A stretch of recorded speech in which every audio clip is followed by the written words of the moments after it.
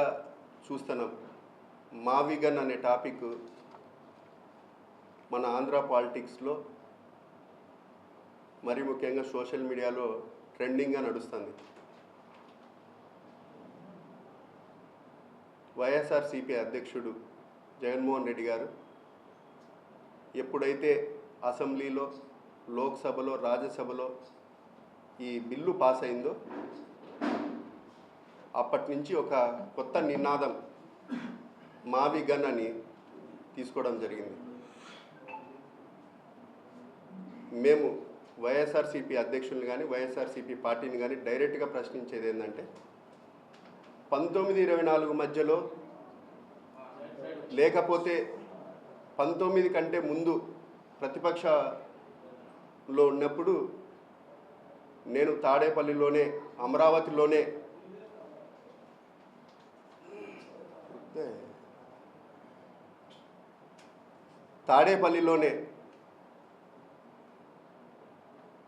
ఇల్లు కట్టుకుంటాను, నేను అక్కడనే రాజధానిని కొనసాగిస్తానని చెప్పి 3,000 ఎకరాలు కాదు 30,000 ఎకరాలు సేకరించాలని చెప్పి ప్రతిపక్షంలో ఉన్నప్పుడు ఒక మాట,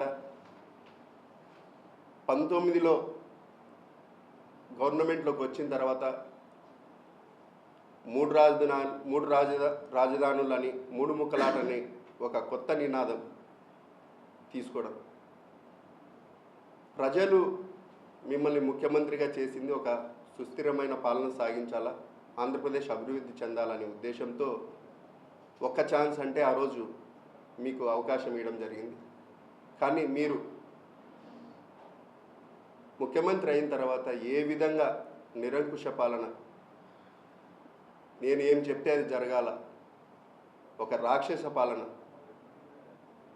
ఈ విధంగా 19 నుంచి 24 వరకు పూర్తిగా చాలా ఇబ్బందికరమైన వాతావరణంలో మన ఆంధ్రప్రదేశ్ని నెట్టడం, ఆర్థిక వ్యవస్థను పూర్తిగా నిర్వీర్యం చేయడం జరిగింది. ఈరోజు 1924 మధ్య మావిగన్ అనేది గుర్తుకు రాలేదా? ఆ రోజేమో వైజాగ్ ఒక క్యాపిటల్గా, అమరావతిని ఒక క్యాపిటల్గా, కర్నూలుని నాయక క్యాపిటల్గా మీరు చెప్పి ప్రజల్లో నుంచి ఒక వ్యతిరేకత భావం లేదా ప్రజల్ని కన్ఫ్యూజ్ చేసే పరిస్థితి ఆ రోజు తీసుకొని వచ్చినారు. ఈరోజు ఓడిపోయిన తర్వాత కూడా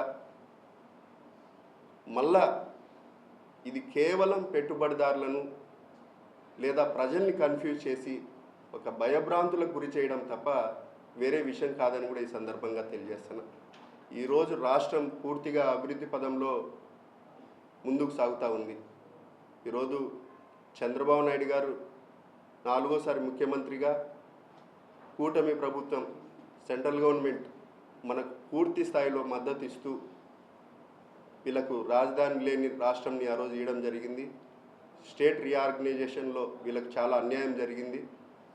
రాయలసీమ కానీ ఉత్తరాంధ్ర కానీ స్పెషల్ ప్యాకేజీలు ఇస్తూ మనకు అభివృద్ధి పదంలో ముందుకు తీసుకొని పోవాలని చెప్పి ఆ రోజు మోడీ గారు కూడా మనకు సపోర్ట్ చేయడం జరిగింది. ఈ విధంగా డెవలప్మెంట్ జరుగుతూ ముందుకు పోతూ ఉంటే ఒక సైడు మనకు వైజాగ్ తీసుకుంటే గూగుల్ డేటా సెంటర్లు, ఈరోజు కంప్రెస్డ్ బయోగ్యాస్ యూనిట్లు, పోర్ట్సు, నేషనల్ హైవేసు, ఇవన్నీ కేంద్ర ప్రభుత్వం మద్దతుతో ఈరోజు మన ఆంధ్రప్రదేశ్ డెవలప్మెంట్ సాగుతుంటే ఇది ఓర్వలేక డైవర్షన్ పాలిటిక్స్ని క్రియేట్ చేయడం తప్ప వేరేది లేదని కూడా ఈ సందర్భంగా తెలియజేస్తాను. సైడ్ కడప జిల్లాలో SEZ కొప్పర్తి విషయానికి వస్తే దాదాపు 2,000 కోట్ల రూపాయలు మనకు ఈరోజు డెవలప్మెంట్ పనులు ఆల్రెడీ టెండర్లు పిలిచి ఈరోజు వర్కులు కూడా స్టార్ట్ అయ్యి మొదలవుతున్నాయి. కాబట్టి ఒక సైడు కడప జిల్లాకు 1924 మధ్యలో గత ప్రభుత్వం అవినాష్ రెడ్డి గారు కానీ లేదా వాళ్ళ ఎమ్మెల్యేలు కానీ పూర్తిగా పట్టించుకోకుండా పోయినారు కడప జిల్లాని. కేవలం అధికారము, వాళ్ళ ఎంజాయ్మెంట్ పరిస్థితి తప్ప ఏమైనా ఉద్యోగ అవకాశాలు కల్పించే విషయంలో కూడా పూర్తిగా వాళ్ళు పట్టించుకోకుండా గత 30 ఏళ్ళగా ఒకరే రాజకీయం, కడప జిల్లా రాజకీయం వాళ్ళే చేస్తూ ఉన్నారు. నిరుద్యోగ యువతకు సమాధానం చెప్పమంటే చెప్పలేరు. ఒక పులివెందల్ని ఏ విధంగా ఆదాయ వనరుగా మార్చుకున్నారు తప్ప అక్కడ కూడా డెవలప్మెంట్ అనేది పాడా నిధులు అని చెప్పినారు.